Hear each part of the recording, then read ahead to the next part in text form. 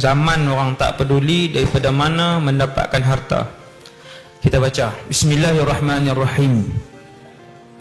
An Abi Hurairah radhiyallahu anhu qala qala Rasulullah sallallahu alaihi wasallam ya'ti 'alan nas zamanun ma yubali ar-rajulu min aina asaba al-mal min halalin aw haramin.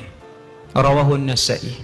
Hadis ni riwayat Al-Imam An-Nasa'i. Daripada Abu Hurairah radhiyallahu anhu, dia berkata, Rasulullah sallallahu alaihi wasallam bersabda, akan datang suatu zaman di mana seseorang tidak mempedulikan daripada mana dia mendapatkan harta, apakah dari sumber yang halal ataupun dari sumber yang haram.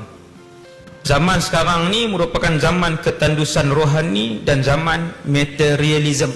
Orang menyembah kebendaan. Kaya orang hormat, kaya orang kawan, kaya orang pekat tunduk kat dia. Wal'iyadzubillah, benda ni hanya terjadi kepada orang-orang yang ada penyakit hati. Segala sesuatu dinilai dengan harta. Nak sokong dia ke, nak duduk dengan dia ke tak, nak dengar percakapan dia ke tak, tengok harta dia.